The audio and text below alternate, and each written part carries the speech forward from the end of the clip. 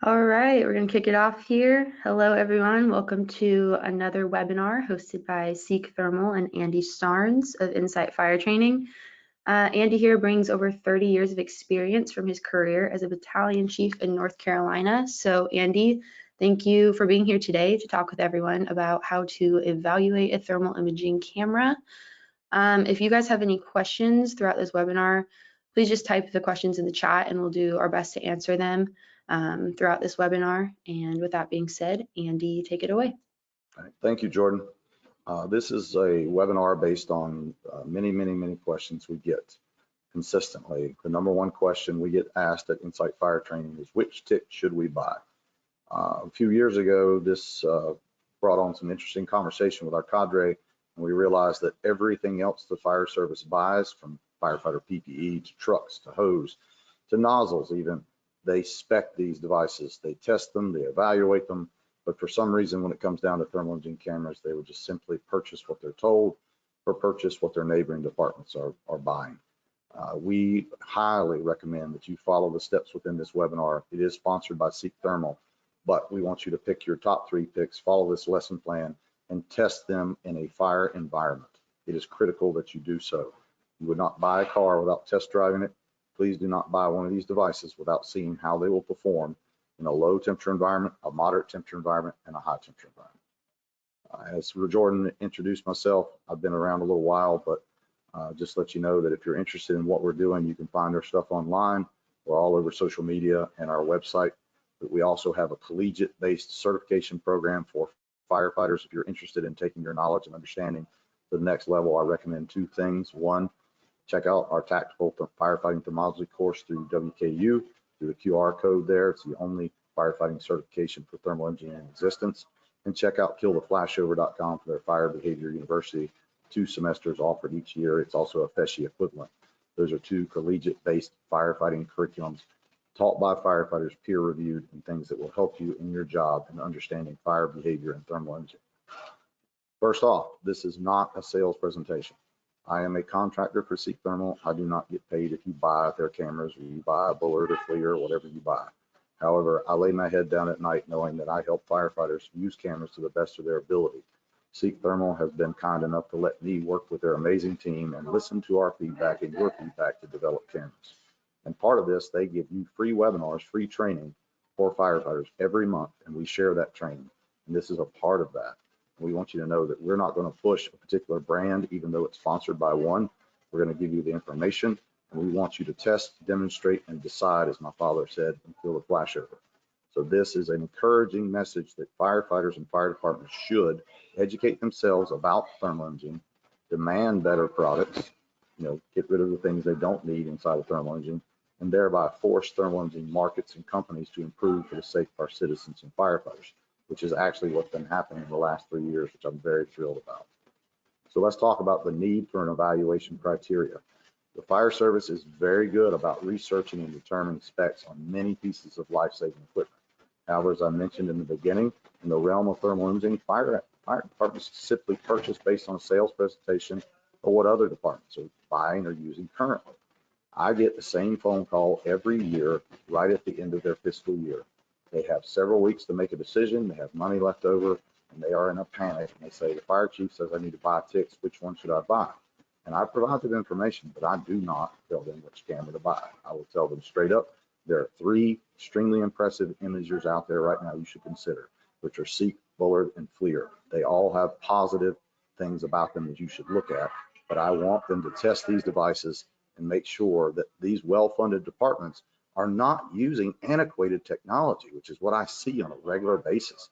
$1-million fire trucks, multi-million-dollar fire stations, and they have 15, 20, or even 30-year-old thermal imaging cameras on their frontline apparatus, or they have situational awareness ticks being used as decision-making ticks. Also, every photo in here that you see, most of them have been taken by some of my friends. I've given them credit because they are amazing photographers, such as Redbird Fire Media. All right, let's talk about performance metrics. Where did this come from? Where did we get this data to give you this lesson plan? I'm not smart enough to risk your life or your money on my opinion. So therefore, these metrics are based off NFPA 1801, which is the thermal imaging standard for thermal imaging cameras, which has recently been changed to NFPA 1930. We've also added a few additional department-specific criteria. That's right, department-specific criteria like simplicity, ergonomics, and the vendor you buy from should be someone that takes care of you and gives you loaner cameras. This allows you as an organization to test your top 3 thermal imaging cameras. It's important you narrow it down to 3. There are numerous cameras out there, and if you get more than 3, you can get lost in the specs, the bells and whistles, and things that are not important to the basic mission of firefighting. These performance metrics are tied to understandable physical properties of the image and test conditions that impart additional significance to firefighters and other first responders and will facilitate acceptance into practical use. If that sounds like the correct quote, it is. It came from NIST Technical Note 1499, page 20. And if you want to know what that document is, it is the very basis for NFPA 1801. I highly recommend you look it up. This presentation is loaded with QR codes. The majority of the QR codes are going to take you to the lesson plan that we're referencing in this webinar. This is a picture of the Seek Attack Pro looking at the Max Firebox. If you want to give yourself an education on the devices out there, I highly recommend you check out our YouTube channel. We have many resources that are brand specific and subject matter specific. In reference to this webinar, you want to look at things like how the camera operates. Cameras operate 2 ways, automatically and then selectable application modes. You want to look at how they work automatically first. How does the camera operate in a normal fire environment? They typically operate in one of 4 ways: single gain, dual gain, mixed gain, and tri-gain. Single gain are your specialty selectable application modes. Dual gain, this QR code takes you to a video example of that. The majority of cameras fall into that. Tri-gain are specialty cameras such as Leader. Scott still has some out there, even though they're not in production. Argus still uses tri-gain. And then Seek is the only manufacturer that uses an automatic software known as mixed gain. If you want to check these out, check out our free educational resources and understand the reason we did that is because of the thermal imaging training standard that tells you that all of you, every firefighter, shall understand the functions, modes, and use of accessories specific to the TI being used. In every class we teach, less than 1% of firefighters understand this. It's important that you understand how that device sees heat. If you don't, you are going to get in trouble with it because you won't know you're in a bad place, or you'll misinterpret it and think it's cold when it's actually quite hot. Let's discuss the need for firefighters and fire departments to understand why we're behind. I don't know many firefighters who use a cell phone like this, but we put this up because my good friend and fellow instructor, Chief John Lightley, we encourage you to get one of these cell phones and try to use it like a smartphone. Try to do Facebook, try to do emojis. You might be able to play the game of Snake on it, as he says, but that's about all you're going to be able to do. So does this sound absurd? So is taking a 25-year-old tick and trying to operate effectively as the newer ones do. I look around classes when I teach and I don't see 25-year-old cell phones. I rarely see 25-year-old cars in most cases. I see firefighters driving, using, wearing new updated technology and devices and clothing and sitting in recliners that cost more than thermal imaging cameras. That's right, we spend more on comfort than we do on competence.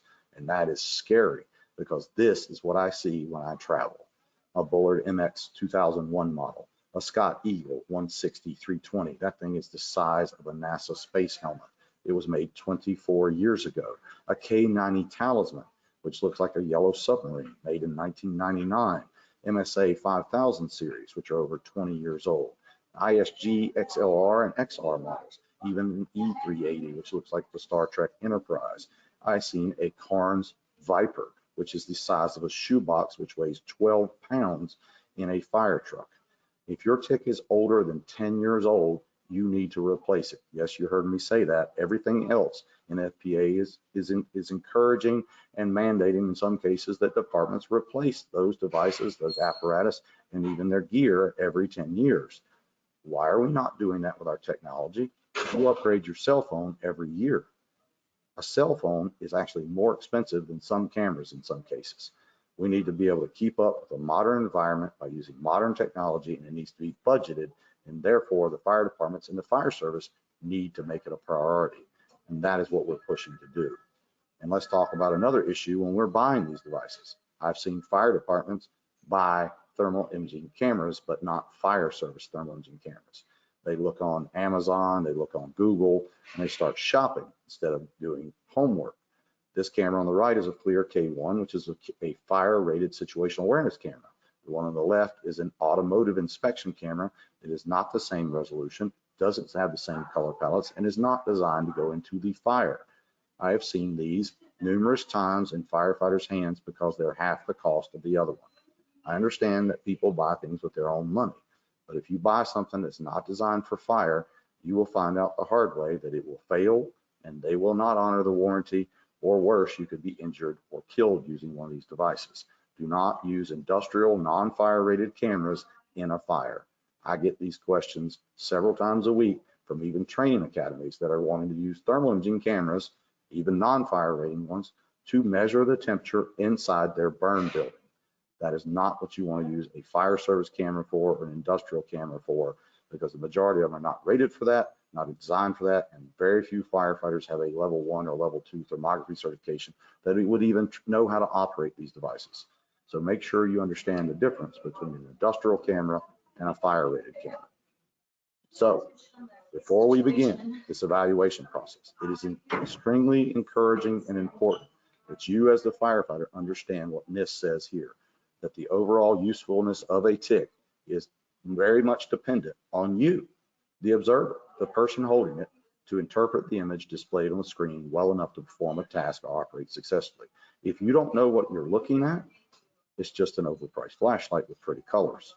And if you're testing these devices, you need to make sure that you're well versed in the following NFPA standards and have thermal imaging training. NFPA 1010 requires all firefighters, new firefighters, to be trained in requisite knowledge, maintenance, care, and operation, and do 3 things with a thermal imaging camera.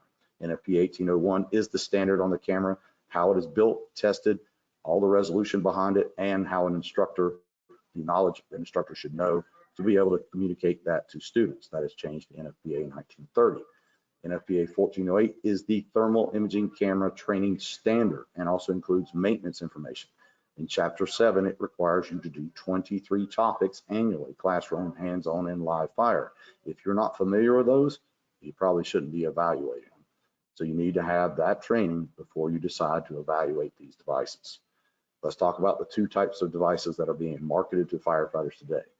We want you to evaluate decision-making cameras, not situational awareness cameras. These are current situational awareness cameras being sold in the fire service today. There's a couple that are not up here, but I have only so much room on my screen. The ones on the left are 9 hertz models. The ones on the right are 16 to 30 hertz models. These are not considered decision-making cameras because they don't fall into the same criteria that NFPA 1801 talks about. They don't have sufficient screen size. They don't have the insulative properties or durability as some of the decision-making cameras do. They are getting better, such as the FirePro 300, which is like basically a decision-making camera hidden in a situational awareness camera housing. However, we want you to know the difference and how you evaluate them and why. Step 1, let's begin the process. We got to choose our top 3 decision-making tics. If you go to our website under the purchasing implementation criteria, it tells you to read some information, an article, so you can pick top 3 cameras based on these criteria. It has to be a higher resolution camera, a minimum of 320 by 240. It has to have a refresh rate or processor speed at least 25 hertz. 1 hertz is 1 frame per second. This is similar to what the human eye processes information at. You don't want anything less than that currently, because with the software and technology available, that is what keeps up and allows you to scan and see the environment. As you see in this photo by JB Photo, we can clearly see the firefighter, and in the video, the firefighter's moving. It keeps up with them almost like a video camera. These devices are used to enhance decision making. In other words, these are in the decision maker's hands, the company officers, crew leaders, your battalion chiefs, your incident commanders, your RIT team leaders, safety officers. Those individuals should have one of these devices. These devices are more durable, they're better insulated, and they typically have a larger display so that you can hold it with an outstretched hand and be able to see the device and show that image to another firefighter if necessary. They also have buttons that are large enough that you can operate easily with your oven mitts on, as Rob Ramirez says. Rob, I quoted you again. I love that line. The criteria for these devices should include the following: a minimum field of view. NFPA says a minimum by 20 by 36. I disagree with this. I think it should be much wider, but I'm just giving you the standard, not my opinion. Most of the cameras out there are a minimum of 38 by 51 or larger.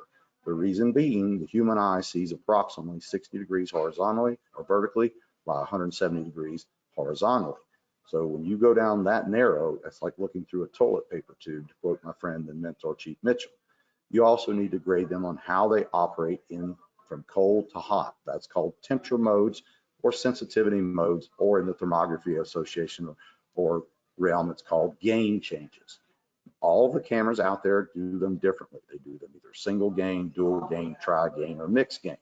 You need to grade that camera on how it performs when you scan from a cold environment to a hot environment and how it performs. Does it look better in cold, warm, or hot? Because it will change in your ability to see objects, targets, and hazards. Narrow it down to those things. It'll make it very simple for you. It needs to have a minimum resolution of 320 by 240, which is 76,800 pixels. Why is it a minimum of that? Years ago, when the NFPA standard came out, the 2013 standard, that was what they specified. At approximately 15 feet, a firefighter would have enough pixels on target to identify a small child's hand, but that is in good conditions. Keep in mind that test was done in 2013. It is my opinion that that number should be raised and will be raised in the near future, because technology is now so much better. The cost is coming down and you will see those numbers increase.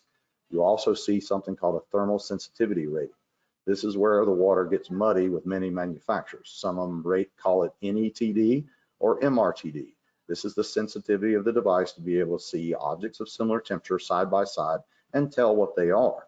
NFPA says it needs to be 80 millikelvin or less. The lower the number, the better your ability to differentiate between two objects, such as a pile of clothes and a small child laying on the floor. Most of the cameras out there that are very well built and high performing are under 50 millikelvin or less. You will see that in some of the specs we'll share with you. The refresh rate per NFPA needs to be at least 25 hertz. We added a test called distance recognition or distant detection distance. In other words, how far away is your camera effective in ambient, low, moderate, and high heat scenarios that you can actually detect an object, recognize it, and identify what it is. You may be able to see a heat source down the hallway, but can you tell what it is? You may be able to detect an object, but can you tell it's a foot or a hand? Or could you tell it's a firefighter's helmet? That is the quality or effective distance of the camera in those environments, and you need to grade it on that. That is what we will talk about as we move through here. Here are some examples of decision-making ticks that are currently on the market. Argus MyTick, they make several different models. Bullard models, which is TXS, their newer models, DXT, QXT Pro, and NXT Pro. Draeger makes one called the Fire Vista, which replaced their UCF series. FLIR makes a KXX series, which starts at a K33 and goes all the way up to a K65. Keep in mind a K2 is not included in that decision-making series. Leader makes several models from the 3.1 all the way into the 4.1, 4.3 series. And then we have Seek making the Attack Pro series, which they have several models from the Attack Pro S, Attack Pro VRS, Attack Pro Plus. All of those are available for you to get from demos from camera manufacturers to test. Seek offers a burn demo program where you can fill out a piece of paper online and they will send you a camera for you to demo without any pressure. Do not buy a camera without burning with it first. You need to do a minimum of a small scale prop burn, such as this Max Firebox burn picture from our recent trip to FDIC. I'd like to thank our friends at Alamo Area Fire Photography for several amazing photos in this presentation from that. Step 2, I need to look on paper and see what the specifications are. And then I'm going to take those specifications and see if they actually line up performance-wise in a container or Class A burn building. I need to compare the specifications of each. I need to compare the field of view of each device, which is really important. How much can you see through the lens of that camera? Is it narrow? Is it wide? Is it very sharp? Is it more like a wide angle lens or telephoto lens? I need to compare the temperature modes of each device. Is it dual gain, tri gain, mixed gain? I'm not going to get into grading special features just yet. I need to compare, this is incredibly important, the color temperature correlations of each device. I know that's a lot of words, but what that means is, when does your camera show color and why? How sensitive is it? Does it show color early, late? Does it show it in just high sensitivity and low sensitivity, or does it show it only in low sensitivity? Does it show it like Seek does in mixed gain, where each pixel automatically colorizes at certain temperature points, and you don't have to worry about looking for a triangle showing that it is in low sensitivity? And these are incredibly important from your purchasing standpoint. What is the battery life of each device? What is the warranty and the service behind it? Fire departments do not add to their budget the need to buy batteries, extended warranties, and cover germanium lenses. The number one thing that gets broken on a camera is the front lens, which they don't budget for, which, by the way, germanium has tripled in price, and they don't cover breaking the screen, the glass in the front. If you don't have an extended or enhanced warranty through your manufacturer, and your firefighters are like every other firefighter I meet, they treat these like a hammer, you're going to end up spending a lot of money repairing these devices, not because of the device, but because of the individuals using them. They go in the worst environment known to man, and they're not well cared for. So you need to have a plan to take care of them, and then a 5-year plan to replace them. And if you have detachable batteries, you need to be budgeting for batteries. Despite what they tell you, the majority of them will wear out or start to lose their charging ability after 2 years, not because of the battery quality, but because of the individuals using them and how they are stored. Here is your brand model specification comparison. We call this the nerd to know chart. You can screenshot it. You can watch this video over and over again, and a copy of this presentation is at the end so you can review it for yourself. We have the Argus MyTick, the FLIR K65 and 55, the Bullard QXT and NXT Pro, and the Seek Attack Pro series, all listed here to give you the field of view, the resolution, the thermal sensitivity, the refresh rate, and whether or not they are NFPA 1801-2021 certified. That last chart is going to change. 1930 standard kicked in as of the end of December of last year. Manufacturers have 14 months to comply with the new standard. I haven't seen anyone release a 1930 certified, which basically includes 1801. 1930 is several standards consolidated into one, which it has in the 4th section, NFPA 1801. There has been some changes to that standard. You need to look that over. Specifically about incentive or intrinsically safe devices have been changed in there. It doesn't mention several things that I hoped it did, but some of the stuff has stayed the same. Argus MyTick offers an NFPA certified device. FLIR K65 is an NFPA certified device. Bullard NXT Pro is a certified device. The Seek Attack Pro Plus is an NFPA certified device, and also thanks to Seek, they have added survey mode to their Attack Pro Plus series at the request of the customer. So this is your specification chart you can start with that you can put in your lesson plan for reference as you're comparing these, because some of these numbers will not match up to the actual performance on the actual fireground. Why do I say that? There are numerous vehicles on the market that have V6 and V8 engines. You put them side by side on paper, they look like the same engine until you start looking at the performance enhancements, such as maybe they have something done with the fuel efficiency. Maybe they have a turbo to it. Maybe their engine is designed differently. Each one of these manufacturers use different software. They use different processing series for the actual amplification of the signal from the device into the processor. And from that point, some of them actually improve the signal or improve the image on the display even. So the image is never a raw image. They're always processed, and they use a proprietary algorithm or software to make that image look better.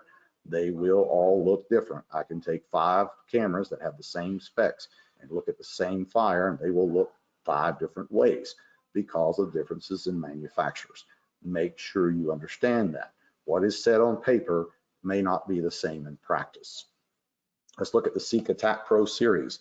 There are 4 models. I do not have the new model listed because we do not have one in our cache as of yet. You have the Attack Pro, the Attack Pro S, which is our newest model, which is just an Attack Pro with survey mode. You have the VRS, which is my favorite out of them, all of them, because it gives me video, record, and survey mode. And you have the Attack Pro Plus, which is the NFPA certified model, which also has survey mode. If you notice on the Attack Pro Plus, on the top of it has a yellow sticker. Any NFPA certified camera is required to have a label that is not removable that says it meets this standard. This is your basic specifications for the camera. It claims a 6-hour battery life. I've gotten 8 hours out of it, but the manufacturer says 6 hours. The field of view is 42 by 57. All the manufacturers have changed, and they list the horizontal field of view first and the vertical second. I'm not a big fan of that because NFPA doesn't list it that way. I'm not sure why the manufacturers do that. I'd love to have an answer, but the first number I list in this presentation is the vertical number. The second number is the horizontal. Resolution is 320 by 240, 76,800 pixels. The temperature mode is mixed gain mode. It uses a 25 hertz refresh rate, and that is pixel by pixel, which is faster than many people are aware. The thermal sensitivity of it is very good. It's 35 millikelvin or less than 35 millikelvin, and has a built-in flashlight. I will warn you, if you turn the flashlight on and leave it on, you will cut the battery life in half. Mixed gain mode from Seek works differently than standard cameras. This is a brief explanation of that. And basically what you have is each camera on the market prior to mixed gain mode operates kind of like a manual transmission. It goes from first gear to second gear, and it has to have enough heat for it to shift. And when it shifts, the entire field of view changes. When you look at mixed gain mode, each pixel operates independently between high and low gain or high and low sensitivity, which allows early colorization, faster transition, and a smoother image between cold and hot areas that keeps it in balance. As you can see in these two comparisons between two very good cameras, the top image is showing a white hot burn barrel. The bottom image is showing the same burn barrel, but it's colorizing the hottest part because each pixel will colorize if it reaches a certain temperature point per the programming of that camera. Whereas the camera on the top has to have a certain percentage of pixels at that temperature. Then there's a pause, then the triangle engages, then you see color. That is how standard dual gain cameras have worked for over 10 years. Now mixed gain mode has entered the picture and it's faster. So if you want to learn more about that, there's another webinar we have on our YouTube channel that is listed here that can teach you more about it. Step 3, we need to look at how we're going to evaluate. We need some type of live fire evaluation. A lot of departments are in a position they cannot do live burns. I understand that. It's not ideal, but you need at least a small scale live fire prop and several other items to evaluate. My recommendation, however, is to have two things: a small scale live fire prop for your first set of evaluations, and then go into the live burn facility, whether it's a container, masonry, Class B, whatever you use. I prefer Class A, to compare 3 different environments: a cold, a warm, and a hot, and have targets in there so that you can compare the distance to the target, how well the camera recognizes, and also how they see things like convection currents, thermal layer, colorization, speed of the camera when scanning. And it's also important to have an emissivity demonstration, which is simply having a very shiny object somewhere in there that reflects the heat from the fire room to see how a reflection looks like through your camera. Because the bad news is, the better the image quality, sometimes the better the reflection. But we can show you how that can be a benefit to you if you learn how to use it properly for orientation to locate means of egress. These tests should be performed in the following environments: a cold environment, which UTEC or ULFRSI determine or calls below 300 degrees Fahrenheit, which is an ordinary environment. Routine is up to 392 degrees Fahrenheit, or around 180, 190 degrees Celsius for my friends overseas. And what they consider a Class 4 or extreme environment, which is above 500 degrees Fahrenheit or 260 degrees Celsius. That was originally based on UTEC classifications. ULFRSI has a new thermal classification, which actually has 4. They have a ordinary, routine, I think an extreme or emergency, and then above that. So if you want to look at those, you can look it up on their page, but we recommend that you test these devices in those areas because the image will look differently in each one. And ladies and gentlemen, the worst thing you can do with a camera is simply evaluate it at ambient temperatures. The majority of fire service cameras out there will not provide a good image in ambient temperatures. They're not designed for that. They're not law enforcement cameras. They're not lost person search cameras. There's only one that I would think that would even provide a decent image, and it uses a special application mode to look for people in low ambient temperatures. All the rest of them are fireground cameras. By the way, they're also not hazmat cameras. They're not designed to see gases. If you want to see hazmat cameras, look up optical gas imaging and start saving your money, because OGI cameras are extremely expensive and require training. Here's an examples of small scale props. We have the Palmer dollhouse in the picture here from IFRT when we were in Germany. We have a FLIR and a Seek side by side at our TIC Academy we did for Switzerland. And then on the right, thanks to Alamo Area Fire Photography, we have a picture of the Max Firebox. We can use this to help camera or host organizations and fire departments and individual grade and evaluate cameras. It's also advised that if you are trying to do this and other departments are wanting to do the same, get several departments together, share the cost of this. Even if you're not bringing someone like me in, it does cost money to get all this stuff together and test these devices. It's more of a collaborative incentive, if you will, to have several departments working together. And a lot of time manufacturers or vendors will probably give you better pricing if you buy more of them. So if you have several departments going in together and you all decide on the same thing, that may benefit you. But small scale props are very beneficial for that. Here's your criteria contraindications. I must stress this because this is one of the issues that we see. If you are not trained in thermal imaging, you shall not perform the evaluation. You can't grade what you don't understand, period. You shouldn't do it. This is why people will turn the camera on and start using it. It needs a full 30 seconds to warm up, then you can start. You should not base your evaluation on the spot temperature. Spot temperature differences. Spot temperature has been removed from newer cameras per NFPA 1801/2021 due to firefighters being injured and killed, looking at that number and not looking at the whole environment. Do not evaluate this device in an ambient temperature environment. That is the #1 way firefighters make a bad decision on purchasing. And do not evaluate this performance of these devices standing up and failing to wipe the lens. Many firefighters still fail to understand that cameras do not white out due to heat. They experience whiteout 99% of the time because the image is covered, the front of the lens is covered with moisture, debris, and particulate, and they don't wipe the lens and they have a diminished image and they think the camera is bad.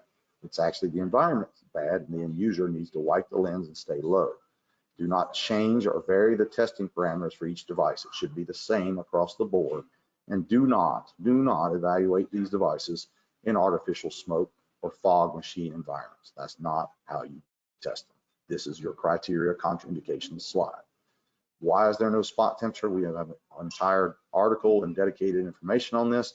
This is a direct quote from NFPA 1801, which says, despite all the TIC manufacturers' usual manufacturer manual warnings not to use the temperature measurement to make tactical decisions, it became apparent in 3 recent NIOSH firefighter fatality investigation reports. There's a lack of understanding on behalf of the fire service of these features capabilities. That's an understatement. #1, in my opinion, it should have never been there in the first place. I'm thankful they removed it, thankful for their work, but firefighters continue to use this device as a thermometer. It is not designed to measure temperatures accurately. It gives you something known as apparent temperatures. If you have 2 cameras looking at the same object and one's 5 degrees difference, they don't need to be calibrated. Many of these devices come out of the box with a plus or minus 5 degree variance to as much as a plus or minus 41 degree tolerance. So you should not be using these to measure temperatures accurately. We're looking for heat, diagnostic data, live fire layout, and use it to help and assist our decision making. If you want to learn more about the danger of the spot temperature, I highly recommend you read our most read article on our website. It talks about the information I just gave you. It also mentions that numerous reports of firefighters have misinterpreted that environment based on the spot temperatures, such as overhaul. Many firefighters continue to use this device for overhaul, measuring the spot temperature, standing at the wrong angle, looking at the wrong thing, not paying attention to such as areas that are already heated, superheated patterns, thermal cues and clues such as thermal bridging, or using investigative mode color palettes that showed the problem earlier. And they fail to realize even though their camera has a 0 to 1100 or 1200 degree dynamic range, a single candle flame can be as hot as 1800 to 22 degrees Fahrenheit. So I'm pretty sure that fires are much hotter than that in today's environment. Please check out this article. Please make sure you read it and understand why they did that, and understand in order to get the spot temperature back, you have to physically push a button to engage it, because they don't want firefighters zooming in and getting spot temperature TIC tunnel vision on that. Your grading criteria, 6 categories to make it simple for everyone, is field of view, temperature mode, sensitivity, resolution, which we'll talk about in depth. Field of view, you must understand when you look at that area that is diminishing your field of view, you need to compare those cameras side by side to see which one gives you the widest field of view and also which one gives you the most detailed field of view. You will find more narrow cameras give you a field of view that, or give you an image that is sharper in most cases, whereas the wider field of view may give you a bigger picture, but not as sharp an image unless you're closer to an area. You also have to grade how the camera performs going from cold to hot or high to low sensitivity, understanding what it looks like. At least look at cold, warm and hot environments. And then we have to look at preset distances to measure the camera's effective ability or effective range to distance to target to see things. It could be a small baby doll, it could be a firefighter helmet, it could be a mannequin's foot sticking out, whatever you want to use, but it needs to be something that relates to their job, and it needs to be at 10, 15, and 20 feet in that environment and different temperature environments so they could see that and how that's going to affect their decision-making process. Also, we're going to measure the camera's ability to detect reflections and how reflections look like. In a fire, we need something shiny near a fire, such as a metal old road sign, things of that nature. Some people have used old appliances, whatever you have that will show a good reflection. We're also going to measure the thermal sensitivity of the device. Camera manufacturers typically call it NETD, which is noise equivalent temperature differential. I am more inclined to use the military's definition, which is MRTD, because NETD is what the camera can see, MRTD is what the eye can see. Can you detect the difference between two objects of similar temperature laying on the floor with fire over your head? And if you can't, try each camera, look at it when it's straight at the floor, look at it with heat behind it, and ask yourself, would the average firefighter in your department be able to see it? Because it's not just those who are grading it, but you are representing your department. You also have to think about the rest of the members. Will they be able to recognize these objects in a high stress environment? And there's something that is often left out. You need to grade the grayscale of that camera, how sharp it is, how convection currents look like, and the colorization parameters. When does it show color? At what point? How much percentage does it take? Does it do it automatically like most dual gain cameras do, and then it shows the low sensitivity indicator? Or does it do it faster like mixed gain does in a seek, and there is no indicator? You need to look at things like convection currents, the thermal layer, and colorization and contrast. How well can I see between hot and cold areas? And what do you think the average firefighter in your department can see and will be able to see? You grade these categories, ladies and gentlemen, from 1 being poor and 5 being excellent. And you put this on a clipboard outside the container, so when you come out of your burn building, you write down your thoughts immediately so you don't forget, because if you're like me, I'll forget pretty quickly. When we grade field of view, please remember each camera has a different field of view based on the detector and the lens. Some of them are more narrow, some of them are wider.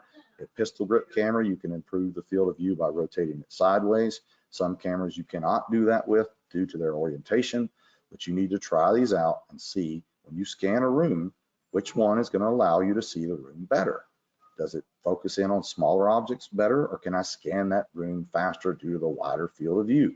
What is the cost of wider field of view? Do I have good detail or do I not? If you notice that when I rank these numbers, NFPA says the minimum is 20 by 36. The second number horizontal, is much bigger. So if I turn it sideways in a pistol grip camera, as you see in these 3 images, I now can take advantage of that. The FLIR picture is 38 by 51. When I turn it sideways, I'm looking at 51 degrees vertically now instead of horizontally, which gives me floor to ceiling. If I turn the seat camera sideways, I'm looking at 57 degrees, which gives me even more ability to see a higher ceiling, maybe in a commercial space or a vaulted ceiling. But what is the trade-off? Am I getting better detail?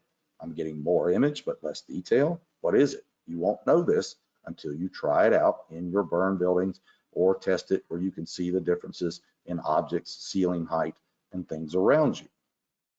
The importance of field of view is also underscored by NIST, which is in the document 1499, which is the basis for NFPA 1801. NIST recommended back in whenever 1499 was written, which was prior to 2013, that they recommended cameras use a field of view range 40 by 60. Currently, nobody has hit the 60-degree mark horizontally. So it's funny that they recommended that over 12 years ago, and we still haven't gotten that wide a field of view yet. Seek is very close. A couple other manufacturers have come close. Seek is 42 by 57, but I think as technology improves and the ability to see these environments with that technology gets better, you'll see wider lenses due to that as well. And firefighters will be able to see more, do more, and get more information faster. As you see in our picture from LA County, when we did a training a few years ago, we're showing the differences in cameras. Do it looking from the outside into a container, trying different field of views from a standard grip to turning it sideways so they can experiment, see that for themselves. Here are your comparisons. The Attack Pro is 42 by 57. Leader makes a 4.1 that's 40 by 51. Bullard's TXS is 40 by 50. The KXX series from FLIR is 38 by 51 in those models. Argus is 37 by 50, and the new Bullard NXT QXT Pros are 40 by 50. So they've all improved dramatically. They're not as narrow as they used to be. Seek's old Fire Pro X used to be extremely narrow. So now you have more image on that screen for you to make better decisions. So here's your data. You don't have to dig through the Google Jedi to get it. I put it all together here in this presentation for you. When we look at the camera itself, there's different styles. There's pistol grips versus flashlight style ergonomics. As you see in the Bullard, when we turn it sideways, it's kind of hard to hold it sideways because it's a flashlight style and it looks down to look up. It's an extremely impressive camera, but it's difficult to turn it sideways. They have theirs more of a flashlight style for ergonomic purposes. A lot of firefighters like that. Just make sure that your firefighters are comfortable with the ergonomics of the camera, because that's part of the grading criteria. Here are the temperature modes that I mentioned earlier, just for your reference. Cameras operate in single gain, dual gain, tri-gain, or mixed gain. I gave you examples of single gain. They're specialty application modes that you have to physically press a button to engage the camera, such as search and rescue mode in FLIR, survey mode in Seek, thermal scan in the Draeger, which is no longer in production, overhaul mode in Argus, and several other ones such as electronic thermal throttle, which is a great feature in Bullard. But when you do that, typically they're required to put a plus symbol in the lower left-hand corner indicating you are outside of TI Basic, so the firefighter knows they are not in standard firefighting mode.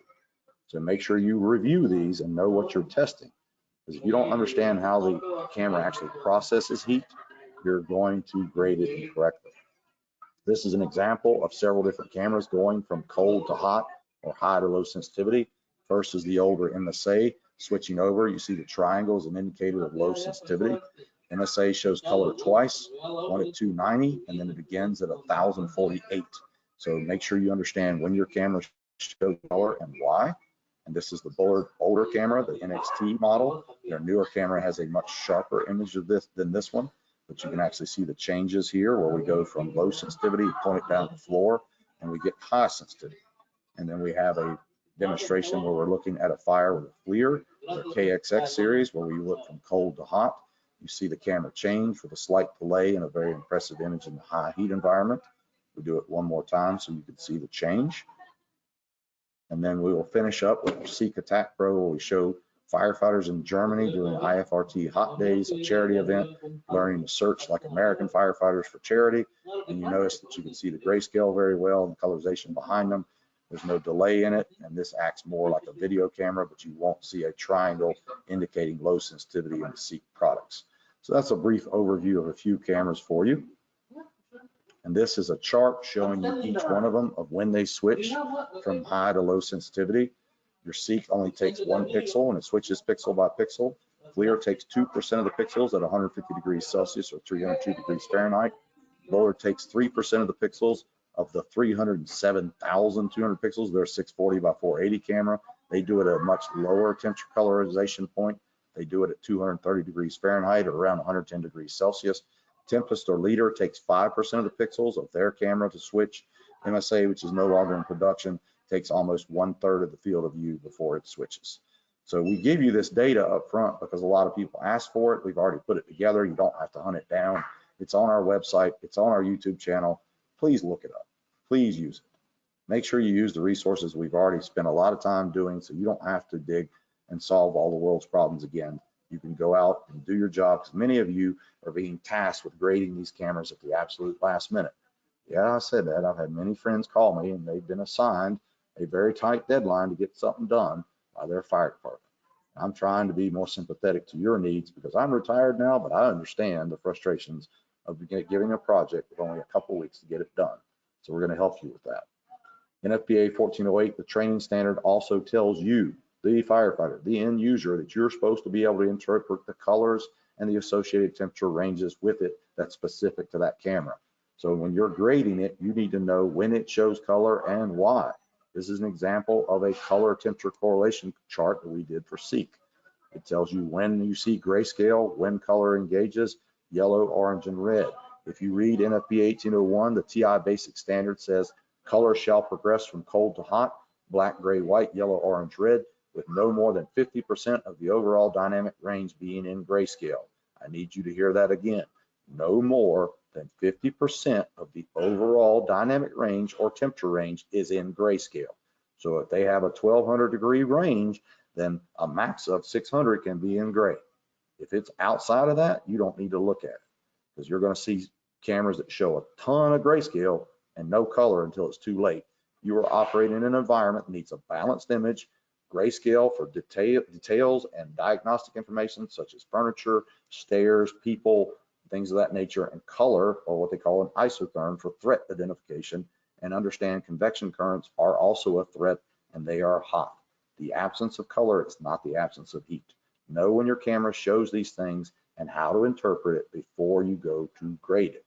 This is an example of when these cameras show color and convection. This is a Seek on the right and a FLIR on the left looking down the stairs.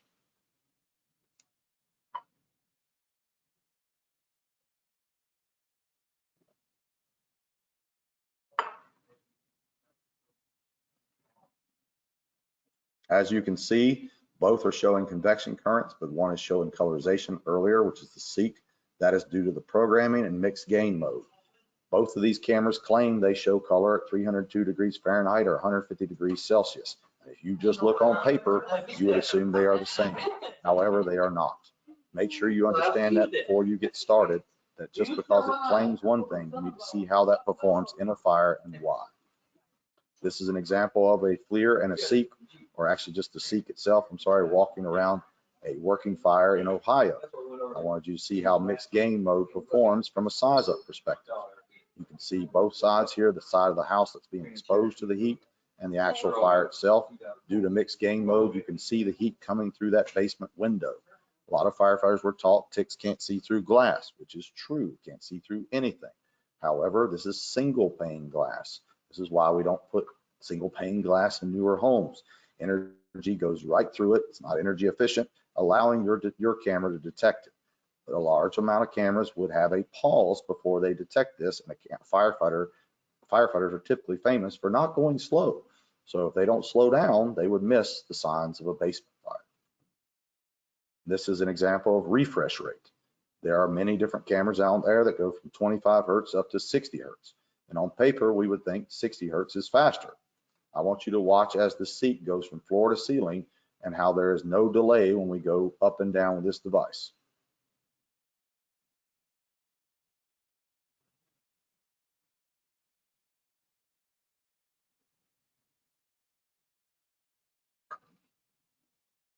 This is due to mixed gain mode because it eliminates the delay between high and low sensitivity, because each pixel is switching independently instead of requiring a percentage of pixels to do so. This gives you an even better example of two cameras side by side looking at a wall from my good friend at MES, and he scans to the left of the wall.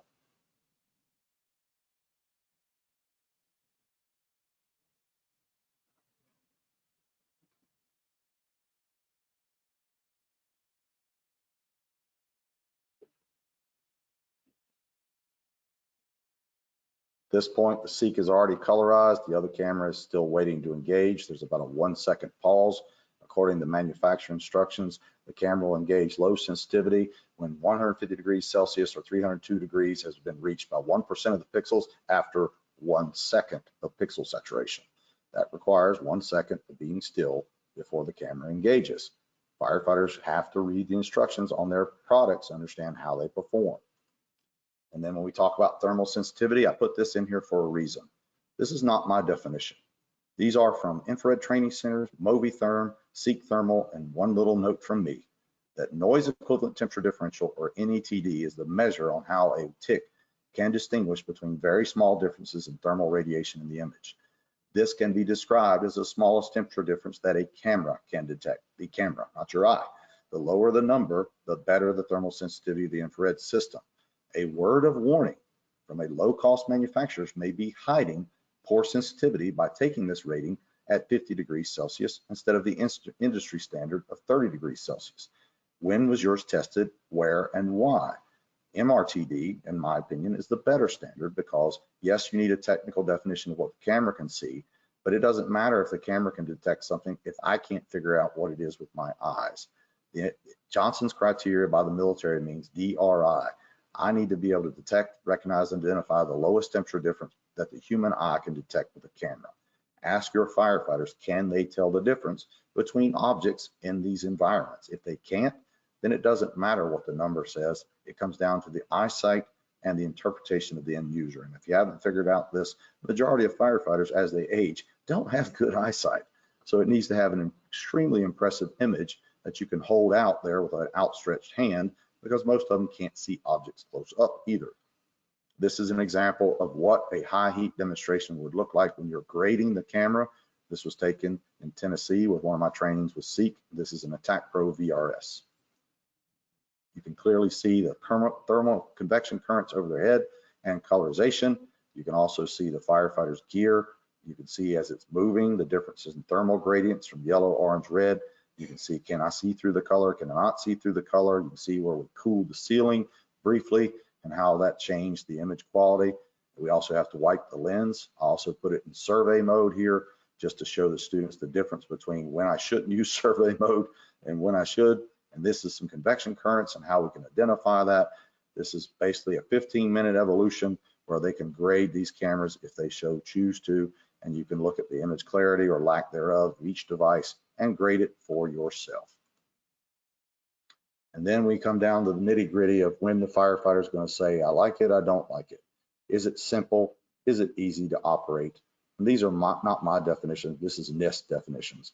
The urgency of a fire event dictates the need to keep the operation of the imager as simple as possible. That is beautiful, because under stress, as Dennis Laguerre says, I need constants, not variables. I don't need things that are going to change. I don't need to be able to adjust or push buttons. I need to be able to operate it with a gloved hand.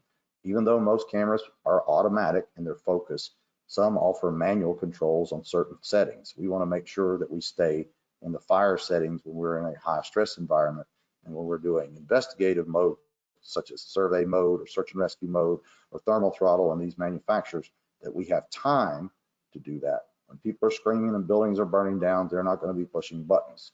Some camera manufacturers do offer zooms and other things. I'm not a big fan of zoom. I think that's a law enforcement feature, but all of this comes from this technical note 1499, page 15. And on top of that, look at how your firefighter would feel. Is it a pistol grip or is it a flashlight style? What have you been using for the last 10 or 15 years? Are you going to cause a major culture shock by changing just the way the cameras carry? How heavy is it? How big is it? Is the screen big enough to see? Are the buttons large enough to operate with a gloved hand? That's all part of the requirement. This is a great photo from my friend Michael Rauch from overseas. He does some great pictures in Germany. Then we need to look at the germanium window on the front of the camera. This is where the moisture builds up. This is also where the IR energy goes through. If it is not of sufficient size, you will not be able to get a gloved hand on it. Is it somewhat protected? Can you change it in your station, or does it have to be sent back? Currently, all of the newer models have to be sent back to the manufacturer with the exception of Argus. Argus, you can change the lens yourself with several screws and some good instructions. I'm not a big fan of taking these apart, me personally, but these lenses are expensive, and know that Bullard and Seek are the only one currently that makes dual redundancy lenses, which means if you break the lens, you could still operate in a fire till you get out. The real lens is hidden behind it. The other manufacturers, you break the lens in a fire, if you do not exit the building, you can permanently damage the detector with moisture and things inside of it.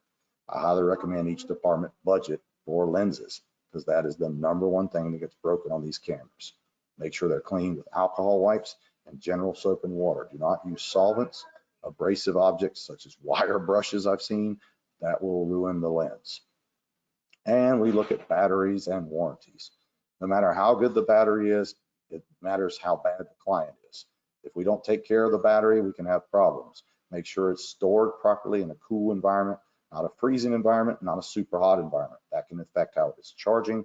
Make sure the camera is clean when it's placed in the charger, whether it's a wireless contact like a Bullard or an internal battery like a FLIR or a Seek. Each of these newer models, they now operate between 6 and 8 hours. Bullard lasts up to 8 hours, Seek 6 hours, but I've gotten 8 out of it. And FLIR, they just upgraded their battery from a 4-hour to a 6-hour operational time. So make sure that you understand, if you have detachable batteries, you need to budget for it. If you have an integrated battery, I would highly recommend you buy the extended warranty. in case there is a problem outside of the standard. And here's your current available models. I got a spelling there, shame on me. And date of production. Argus Montic was made in 2014. Obviously, they updated for the NFPA standard changes in 2018 and 2021. Clear K65 was made in 2016. It was updated in 2024 with firmware and the newer batteries. The Attack Pro came out in 2022 with several models after that, and the new Bullard XT Pro series came out in 2024. Make sure you know the age of the camera you're buying. A lot of manufacturers would have sold cameras to fire departments without telling them they're about to close that camera out. In general, 5 years, every 5 years is when the NFPA standard changes. You need to be aware of that because the manufacturer, if they want to compete, they're going to have to produce a model that is certified to that, which means more than likely there'll be a newer model or one with a newer standard or the new certification added to it. So make sure they're going to offer you service when you buy it, that they're going to keep service and warranty and parts for at least 5 years. If not, don't buy it. Additional features and enhancements you need to be aware of. The majority of manufacturers now use image enhancement on their software on their camera to make the image look better. Seek, Bullard, and FLIR are one of the more popular ones. But other features such as investigative mode color palettes, you have the electronic thermal throttle on Bullard, have hotspot, cold spot tracker, which is available on Bullard and Argus and some other models outside of the US. And investigative modes are also available on Argus, such as in their size up mode, Bullard and thermal throttle, FLIR and search and rescue. And one of my personal favorites in Seek is survey mode because it shows it at 150 degrees Fahrenheit or 65 degrees Celsius. If you want more information about all different cameras, including Seek, you can scan this QR code. It goes directly to our public shared drive. It has presentations, lesson plans, Bullard, FLIR, Seek, lots of stuff. And if you look under the Seek Thermal Public Shared folder, every webinar I have done, the presentations are in there, including this one. I uploaded it this morning, made sure it was there. This is all made possible because Seek Thermal sponsored this webinar. We're allowed to give away free training to you, to the fire departments and firefighters, so that we hope that you can use these resources to help your firefighters and help in your purchasing process and use an unbiased opinion based on performance, not salesmanship, and not even my opinion. Go out and test these devices. Keep in mind, Seek has a burn program where you can get these devices and you can test them yourselves, and they also offer a trade-in program right now. I think it's $200 off the FirePro 300 or $500 off of the decision-making cameras off you trade in any camera, old camera, not working camera. As long as you trade it in, they'll give you credit for that. Many manufacturers do that throughout the year. If you're looking at doing this and testing cameras, these two QR codes take you to the lesson plan, and the webinar we did a year ago is also in there. I will replace that webinar with this one once we have the recording. It will be on our YouTube channel for those of you who have missed it. You can share that with your friends, other fellow firefighters, and you can review it at your convenience. We hope this was worth your time.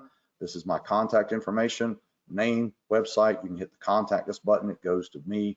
Those of you who've been waiting on a response from me, I apologize. I'm using a new software, and it moved all of my website responses to a marketing folder. I just found them, and I got 3 weeks of responses I answered last night.